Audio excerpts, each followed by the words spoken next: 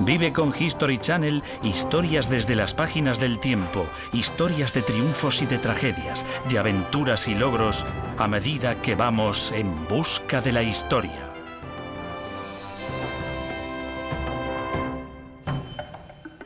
Volvamos al primer gran centro mundial del saber, un lugar donde los sabios eran los reyes. Descubra un almacén de antigua sabiduría cuya grandeza no pudo salvarlo de la destrucción. La Biblioteca de Alejandría. La Biblioteca de Alejandría en el Antiguo Egipto fue algo más que una simple biblioteca. Fue el primer centro de investigación del mundo. Alejandría invitaba a dignatarios de todo el mundo a estudiar en las salas de su biblioteca. Los estudiosos residentes en la ciudad podían vivir, comer, aprender y trabajar con los visitantes que traían nuevos e importantes conocimientos a Alejandría. Aparentemente, todo lo que queda de la legendaria biblioteca es esta moderna excavación llamada el Serapeo, la estructura secundaria construida cuando la biblioteca original empezó a desbordarse con libros y gente. El Serapeo nos permite vislumbrar el ilustre pasado de la biblioteca, provocando aún más nuestra curiosidad. Lo increíble sobre la Biblioteca de Alejandría es que era el centro del saber más importante del mundo antiguo. Y no sabemos dónde estaba o dónde está ahora. No sabemos cómo era. No sabemos con detalle qué libros tenía. No sabemos quiénes estuvieron allí. Hay más cosas que no sabemos que cosas que sabemos, y fue quizás el fenómeno más importante de la historia intelectual del hombre.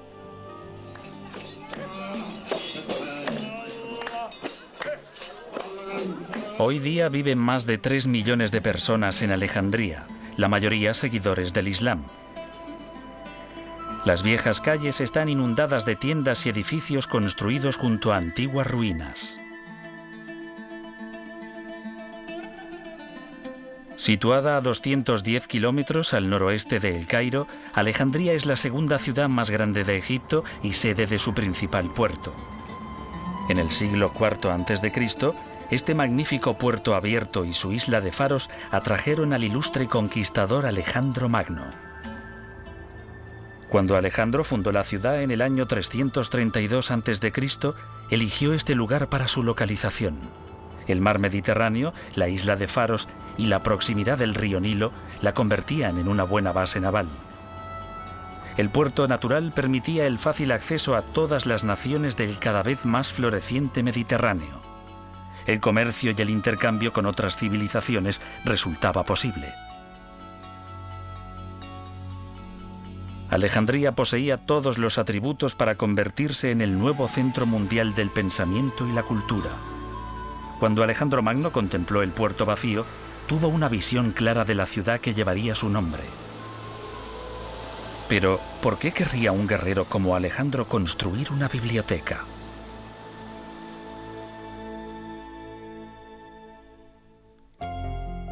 Mucho antes de que Alejandro penetrase en Egipto, generaciones de griegos luchaban por desvelar los enigmas de la existencia.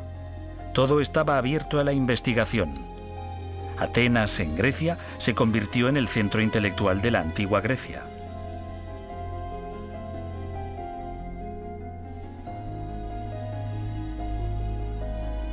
El discurso y el debate eran respetados pasatiempos. La oratoria fue la cuna de eruditos que alcanzaron la celebridad. En los siglos V y IV a.C., hombres como Sócrates, Platón y Aristóteles trabajaban en Atenas. Ellos eran los populares y controvertidos artífices de la política de la época. Sus antiguas enseñanzas constituyen la base del pensamiento moderno, y sin embargo, las vidas de estos antiguos intelectuales convergieron con la de uno de los más grandes generales de la historia, Alejandro Magno. La tradición cuenta que Alejandro fue discípulo de Aristóteles.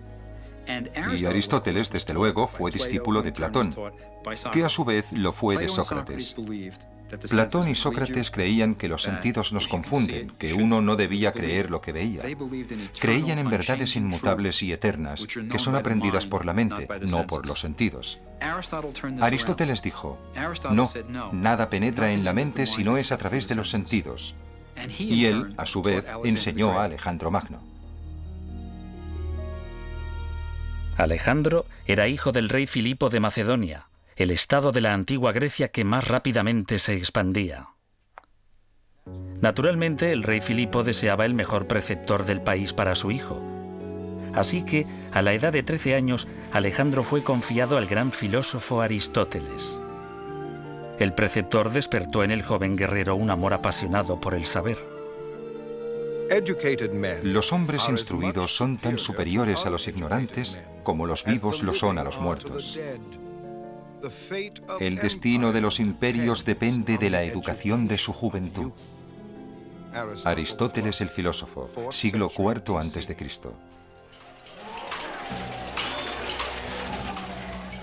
Alejandro consideraba el conocimiento como un arma para el poder.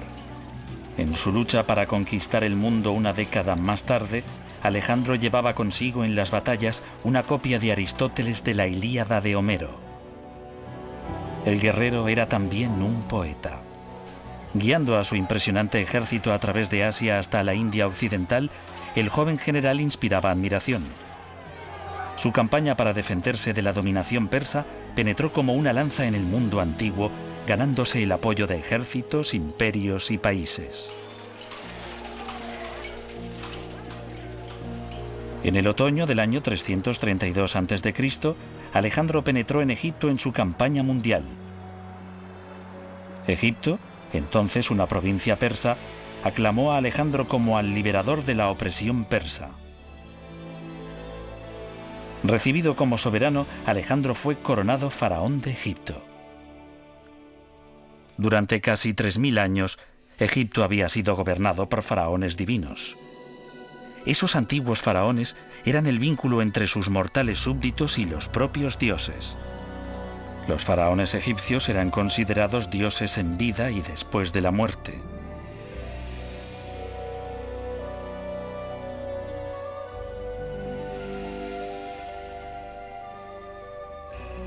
Pero Alejandro era griego, no egipcio.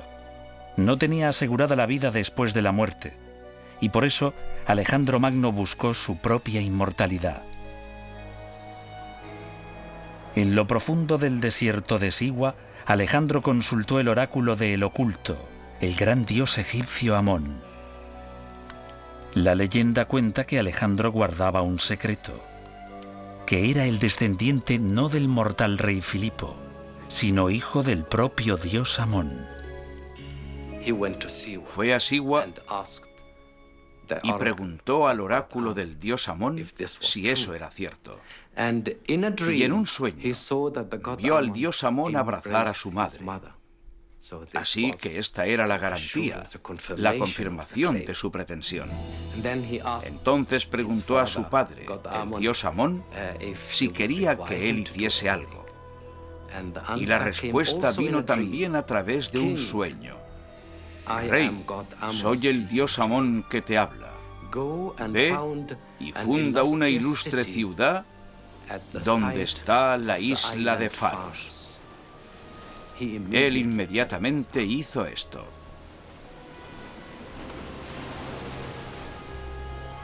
En el sueño, el dios Amón abrazaba a la madre de Alejandro, mientras que en la realidad Alejandro abrazó a Egipto y fundó Alejandría. En el año 332 a.C., decretó que esta ciudad sería el centro del saber del mundo conocido, un imán cultural que atraería a los hombres de talento de todo el mundo. En el corazón de la ciudad habría una institución de enseñanza sobre la que podrían erigirse otros imperios, un lugar de ciencia y literatura. La biblioteca sería un universo independiente de sabiduría acumulada. Los arquitectos diseñaron los planos de la nueva ciudad, pero tras solo 6 meses en Egipto, Alejandro partió a otro lugar a continuar con sus peligrosas aventuras. Parecía que iba a conquistar el mundo, Pero en el año 323 a.C., debilitado por las heridas y la fiebre, posiblemente envenenado, Alejandro Magno murió inesperadamente. ¿Qué ocurriría con su soñada ciudad? ¿Compartirían los nuevos soberanos la sed de conocimientos de Alejandro? La biblioteca de Alejandría aún tenía que ser construida cuando su mentor murió. ¿La contemplaría el mundo alguna vez?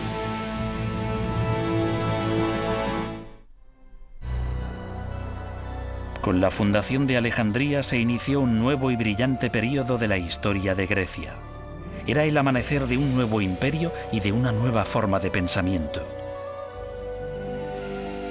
Cuando Alejandro Magno murió, Ptolomeo, su general de más confianza, le sucedió en el gobierno de Egipto y construyó la biblioteca concebida por Alejandro. Ptolomeo I inició una dinastía, una serie de reyes de la misma familia que gobernarían Egipto durante casi 300 años. Ptolomeo I convirtió a Alejandría en la capital de Egipto, pero la ciudad aún se enfrentaba a la poderosa competencia de los militares que gobernaban otros países. Competían unos con otros en poder, en riqueza y en grandeza. Uno de los campos de competición era la cultura. Ptolomeo quería que su ciudad fuese no solo la capital de un poderoso país, sino un centro de ilustración, conocimiento y aprendizaje. Los primeros ciudadanos de Alejandría eran egipcios, soldados macedonios, una gran comunidad judía e inmigrantes griegos. Gracias a Ptolomeo, Alejandría empezó inmediatamente a atraer a influyentes intelectuales de todo el mundo griego. Ptolomeo I era un hombre de voluntad de hierro y gran inteligencia. Se rodeó de un círculo de importantes hombres ilustrados en los campos de la literatura, la filosofía y la ciencia.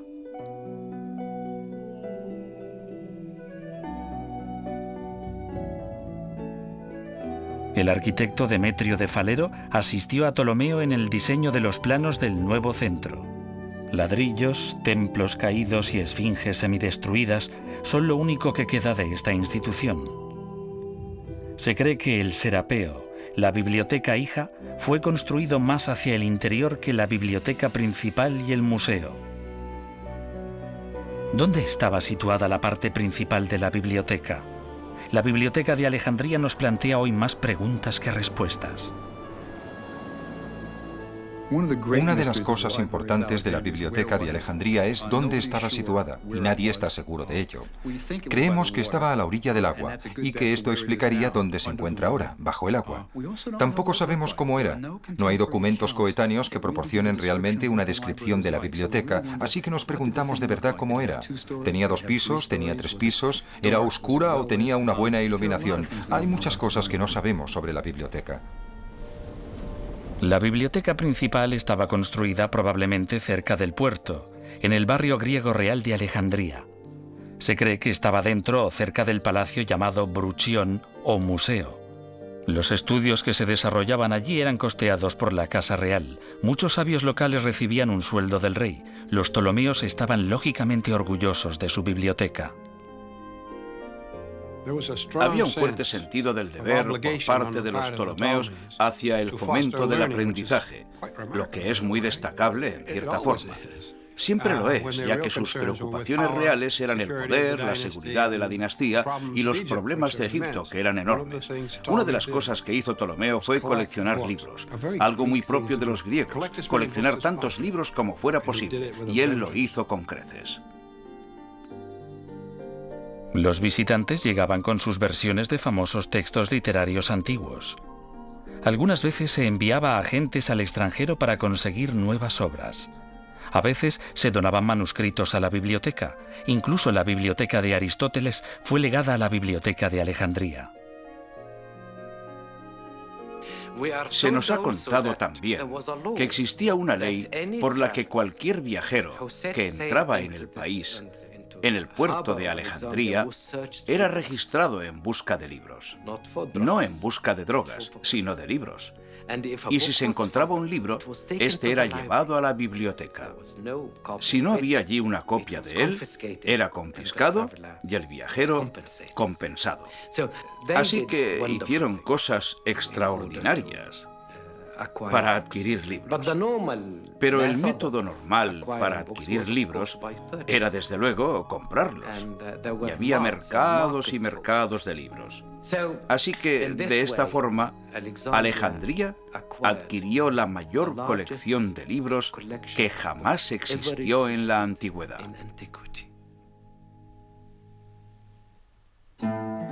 ¿Cuántos manuscritos contenía la biblioteca de Alejandría?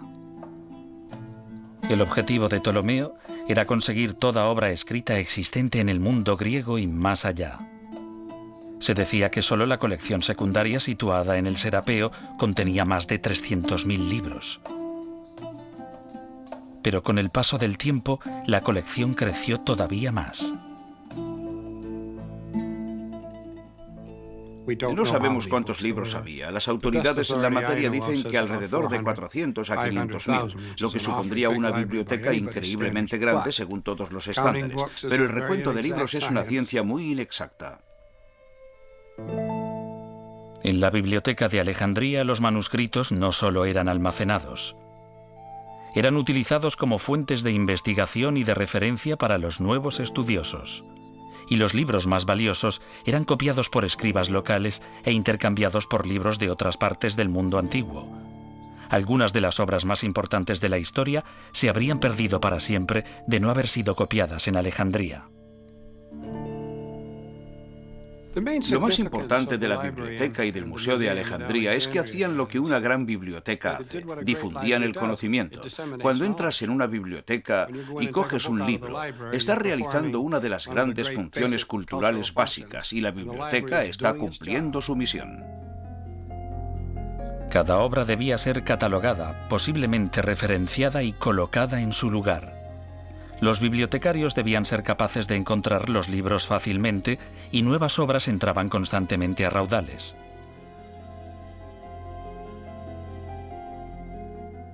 Además de nuevo material para la biblioteca, venían más visitantes. Alejandría atraía a los estudiosos y su presencia aumentaba su reputación como el centro más importante del aprendizaje y el conocimiento de la época. El anatomista Erófilo abrió una escuela de medicina en el Bruchión. Antes de Alejandría, los médicos utilizaban a animales para la investigación de la anatomía humana. Se rumoreaba que, mucho antes de que se realizasen operaciones con anestesia, los científicos de Alejandría operaban directamente a personas vivas. No existen pruebas de ello, pero Erófilo fue uno de los primeros en realizar reconocimientos médicos de cadáveres humanos. Por tradición, los griegos tenían prohibido realizar disecciones. Estaba prohibido realizar incisiones en cuerpos humanos. Para los griegos era casi un sacrilegio. Pero en suelo egipcio existía la tradición de los embalsamadores egipcios, que durante 3000 años habían estado diseccionando cuerpos. Así que en la escuela de medicina de Alejandría, por primera vez, los médicos pudieron hacer prácticas en cadáveres humanos. Y en Grecia, en Atenas, por ejemplo, había médicos que decían: ojalá hubiese estudiado en Alejandría, porque allí se pueden realizar disecciones humanas. Así que en la biblioteca de Alejandría había, en cierto sentido, más libertad que en cualquier otro lugar, y especialmente en la escuela de medicina, y esta era una de sus características más importantes. Además de la literatura y la medicina, la investigación en Alejandría bajo el auspicio de los Ptolomeos favoreció el estudio de las matemáticas. El fundador de la geometría, Euclides, vivió en Alejandría y publicó un libro de texto que reemplazó todos los anteriores. También abrió una escuela. La geometría estudiada en la escuela primaria es desde luego la de la biblioteca de Alejandría. Euclides explicaría los resultados de los teoremas básicos que otros habían creado y hoy todavía se puede ver en cualquier libro de introducción a la geometría el nombre de uno de los hombres que trabajó y estudió en la biblioteca. Poco se sabe sobre la vida personal de Euclides, pero existe una leyenda. Cuando Euclides mostró su nueva obra al rey Ptolomeo, El rey le preguntó si había algún camino fácil hacia el conocimiento. La respuesta de Euclides fue: no hay caminos reales hacia la geometría.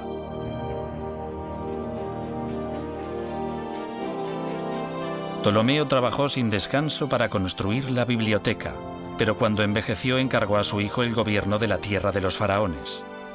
Y cuando Ptolomeo murió en el año 283 a.C., Ptolomeo II se convirtió en el único soberano de Egipto.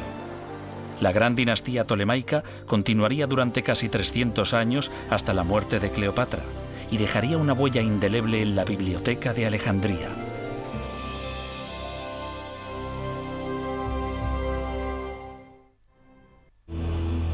El segundo Ptolomeo cumplió con los deseos de su padre y de Alejandro Magno, y la Biblioteca de Alejandría floreció en el siglo III a.C. Ptolomeo II gobernó con su hermana y bajo su reinado la biblioteca y el museo crecieron y prosperaron.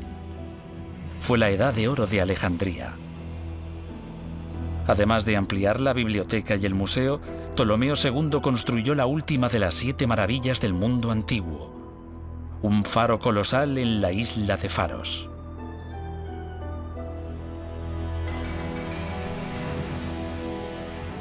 Hoy, los cimientos del antiguo faro están enterrados bajo esta comparativamente moderna edificación islámica, el fuerte militar de Qaid Bey.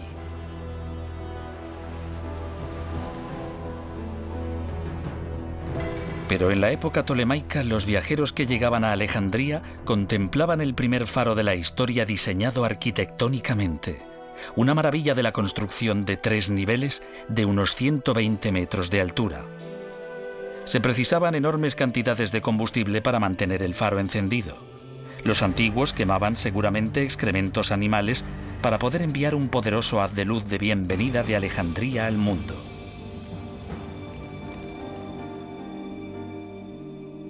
Los viajeros guiados por el faro eran atraídos a la biblioteca, seducidos por los tesoros de sus manuscritos.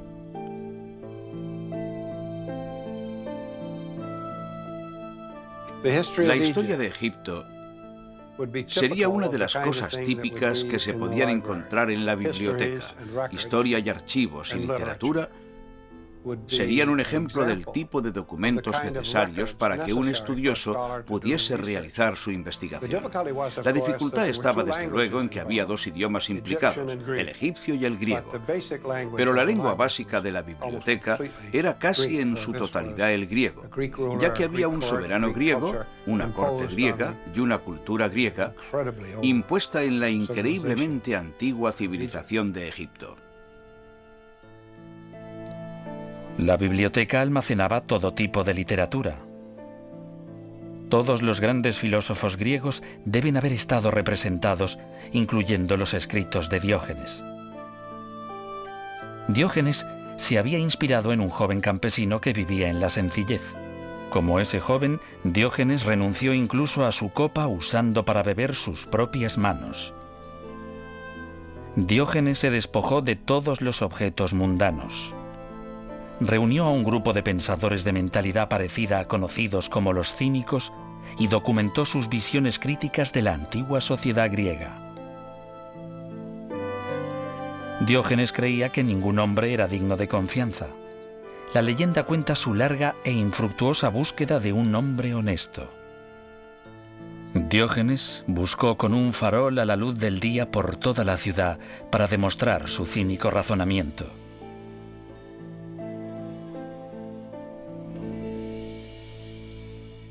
Los manuscritos de Diógenes el Cínico constituyeron una parte de la inmensa colección de la biblioteca. La biblioteca de Alejandría era realmente única en un sentido importante. Era ecléctica, lo querían todo. No solo almacenaban cultura griega, querían textos babilonios, querían textos turcos, querían todo lo que pudiesen conseguir. Querían la Biblia judía. Según la leyenda, la primera traducción al griego del Antiguo Testamento fue escrita en Alejandría bajo la supervisión de Ptolomeo II. Se dice que pidió a 70 sabios judíos que tradujesen y copiasen simultáneamente los libros de la ley judíos.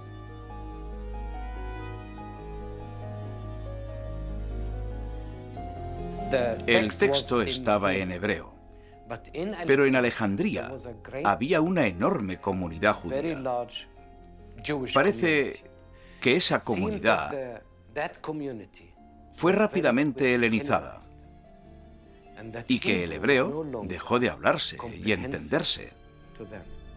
Por eso era necesaria una versión griega, y esta se hizo en Alejandría.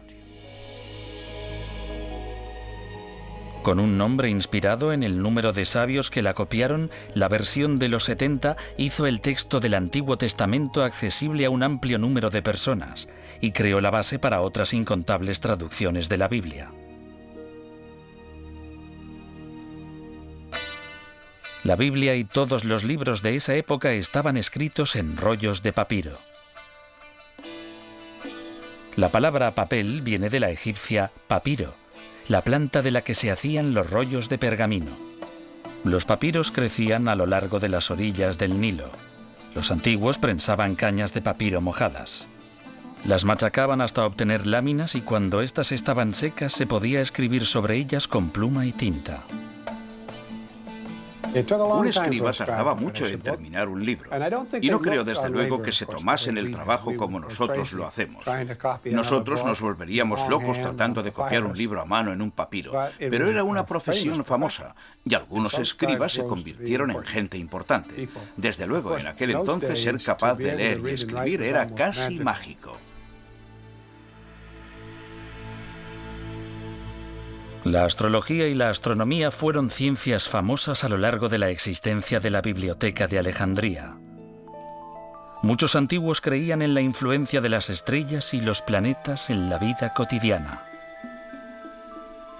Lo que se creía era, desde luego, que lo que pasa arriba pasa abajo. Lo que ocurría en los cielos influía en lo que había en la tierra. Así que la astrología formaba parte de la astronomía, y los astrónomos eran astrólogos, y los astrólogos astrónomos. Para predecir lo que ocurría en la tierra, uno tenía que observar atentamente lo que ocurría arriba. En Alejandría, Aristarco fue el primero en afirmar que la Tierra gira alrededor de un sol inmóvil. Aproximadamente 100 años más tarde, Hiparco fue el primero en representar en un mapa más de 1000 estrellas. Incluso llegó a calcular la distancia del año solar con un margen de error de solo 7 minutos. La biblioteca debió ser un lugar excitante. Quiero decir que era lo más parecido a una beca del gobierno con la que uno podía hacer lo que quería y ser apoyado. La idea de fondo era estudiar todo por su propio interés y tratar de reunir todos los conocimientos para desvelar los misterios del universo.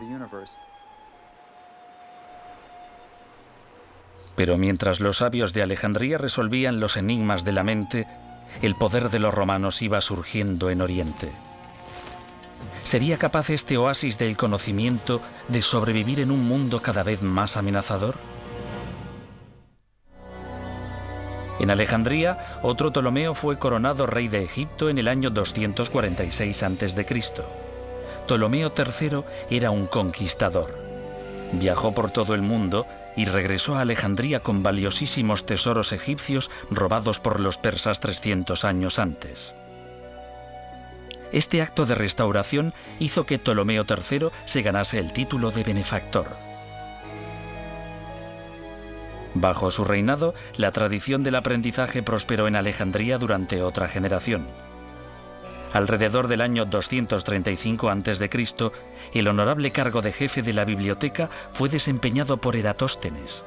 Siguiendo la tradición, el influyente erudito también sirvió como preceptor de la familia real. Este sabio de 40 años de edad dominaba una gran variedad de materias, desde la poesía hasta la ciencia.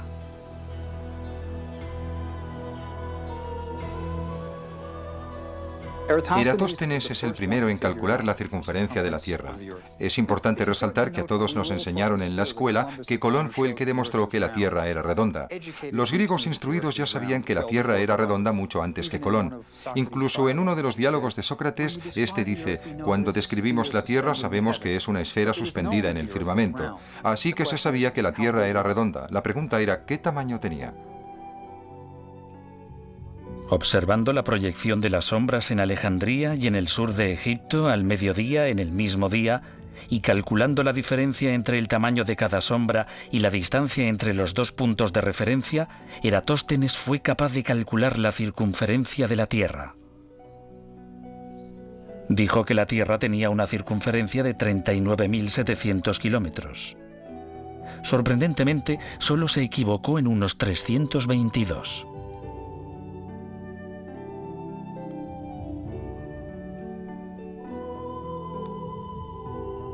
Un coetáneo de Eratóstenes llamado Arquímedes también visitó Alejandría. Quizás el más famoso de los antiguos matemáticos, Arquímedes estudió pesos y medidas, lo que ahora llamamos física. El principio de los vasos comunicantes de Arquímedes todavía se estudia hoy. En la cumbre de su popularidad, raudales y raudales de grandes pensadores pasaron por Alejandría. Pero con el tiempo, el brillo de la biblioteca empezó a desaparecer.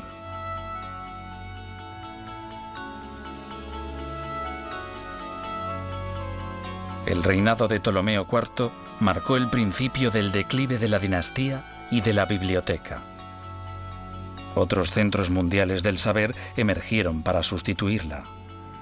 Cerca del mar Egeo, la biblioteca de Pérgamo rivalizaba con la de Alejandría en cultura y esplendor.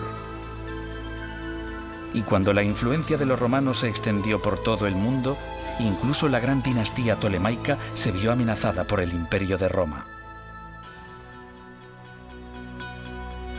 En el año 48 a.C., cuando el general romano Julio César llegó a Egipto, el soberano del país era la reina Cleopatra, de solo 19 años, quizás la más famosa y legendaria de todos los Ptolomeos. La mitología que rodea la figura de Cleopatra empieza con su propio origen. A menudo pensamos en ella como egipcia. No, era de pura sangre griega. Era la descendiente directa de ese Ptolomeo, que fue uno de los comandantes de Alejandro. Ella era sin duda el faraón, la reina diosa de Egipto. Poseía una elevada inteligencia y era una persona bastante extraordinaria, según todos los estándares. Cleopatra se enfrentó a Julio César sin temor.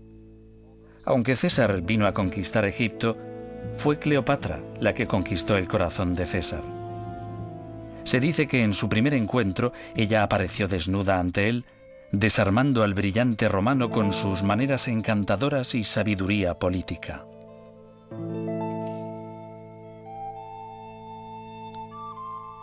Pero más allá de su naturaleza seductora, Cleopatra poseía admirables habilidades militares y una aguda inteligencia. Lo importante es que Cleopatra era realmente una intelectual. De todos los Ptolomeos, Cleopatra fue la única que sabía hablar egipcio. Era sabido que podía recibir a los que venían a su corte en sus propios idiomas, y probablemente cuando César llegó y cuando Marco Antonio llegó, pudo hablar con ellos en latín. Así que Cleopatra seguramente tuvo un interés activo en la biblioteca, casi con seguridad como una intelectual. Se dice incluso que Cleopatra escribió algunas obras que pudieron estar en la biblioteca.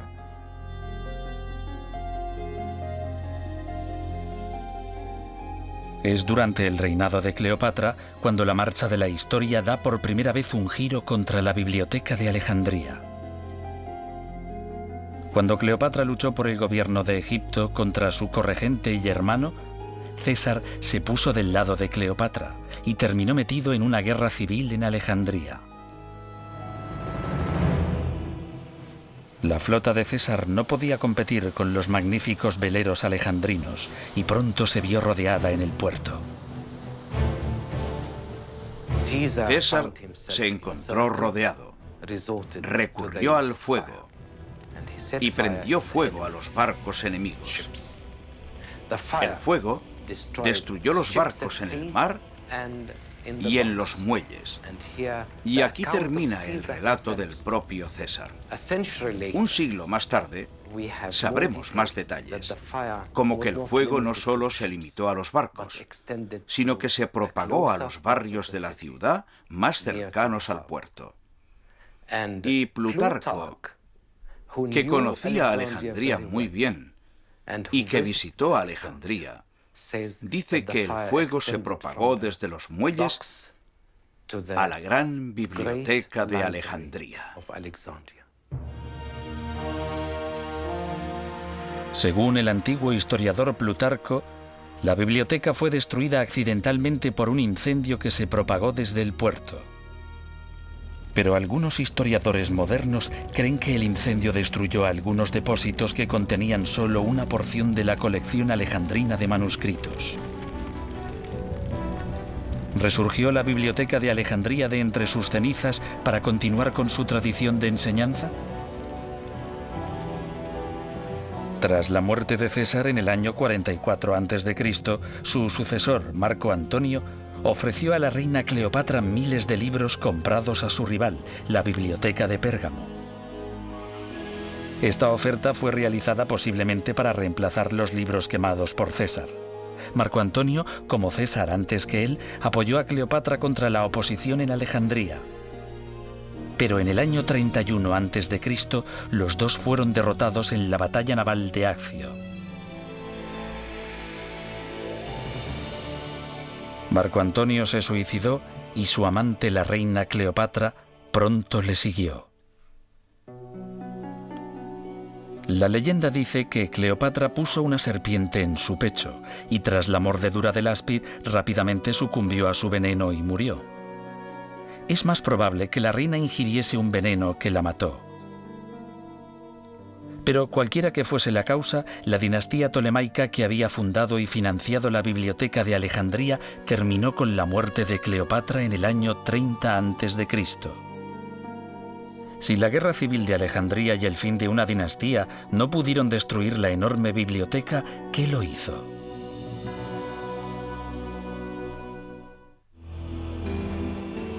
Con el fin del gobierno tolemaico en el año 30 a.C., Alejandría se convirtió en la capital de una provincia romana reclamada por el sobrino nieto de Julio César, César Augusto, el primer emperador romano. Por entonces, Alejandría tenía más de 300.000 habitantes. La ciudad disfrutaba de una nueva energía que había estado ausente durante los 50 años anteriores. Pero bajo la influencia romana, la biblioteca no prosperó como lo había hecho en el pasado.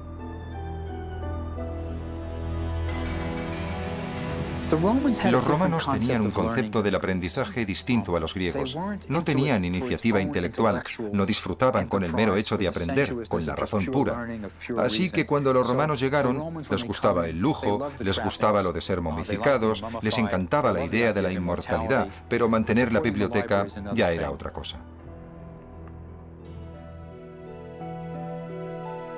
Pero la biblioteca siguió todavía produciendo estudiosos dedicados a la investigación. Claudio Ptolomeo, un romano de ascendencia griega, nació aproximadamente a finales del primer siglo de nuestra era. Fue educado en la biblioteca y el museo y publicó libros sobre geografía y ciencia. Partiendo de la obra anterior de Hiparco, Claudio escribió varios volúmenes sobre astronomía y astrología. Claudio defendió la idea de que la Tierra era el centro del sistema solar. Esta teoría fue conocida como el sistema tolemaico de astronomía, que fue utilizado hasta el siglo XVI. Sé que soy mortal y efímero, pero cuando contemplo las espirales circulares de las estrellas, dejo de pisar el suelo con mis pies y me siento con el propio Zeus, y tomo mi ración de ambrosía, el manjar de los dioses. Claudio Ptolomeo. Claudio Ptolomeo vivió durante una época relativamente pacífica de la historia de Roma. Pero hacia el año 200 de nuestra era, Alejandría se enfrentó a la invasión y el saqueo extranjeros. Los días más brillantes del aprendizaje y el conocimiento habían terminado para siempre en la gran ciudad. La causa precisa de la destrucción final de la biblioteca se ha perdido en el tiempo. Los relatos procedentes de diversas fuentes antiguas se contradicen unos con otros y con los modernos historiadores. El tema sigue siendo polémico.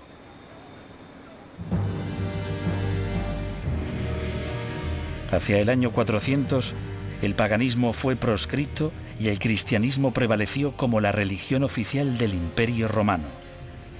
El emperador Teodosio ordenó la destrucción de todos los templos y monumentos no cristianos. Los sabios paganos fueron asesinados en las calles. En una época de constante confrontación étnica y rebelión, la biblioteca pudo haber sido destruida por los cristianos.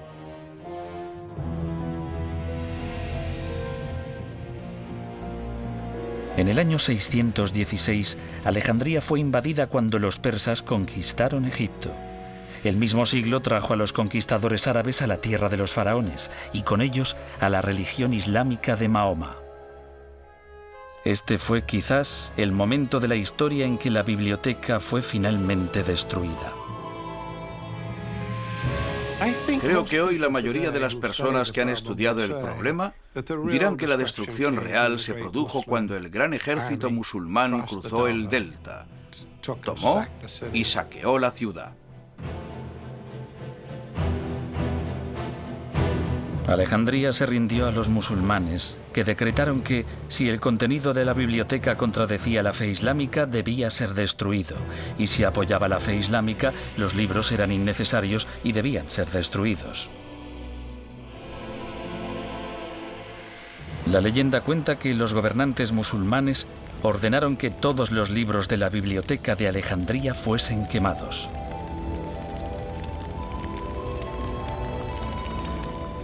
Combinando todas las historias que rodean el declive y la destrucción de la biblioteca de Alejandría, es posible que lleguemos a la verdad. Quizás la gran institución fue muriendo gradualmente. El incendio de César, la falta de financiación, la revolución cristiana, la invasión musulmana y el húmedo clima de la costa de la magnífica ciudad portuaria pueden haber contribuido todos juntos a la pérdida de la mayor colección de manuscritos de la antigüedad. Si sobrevivió algo, debió simplemente desintegrarse. Quizás lo importante sea no cómo desapareció la biblioteca, sino que existiese alguna vez. Creo que lo maravilloso acerca de la Biblioteca de Alejandría es que la hicieran, que los Ptolomeos quisiesen apoyar a este grupo de intelectuales que no hacían nada por la economía de Grecia.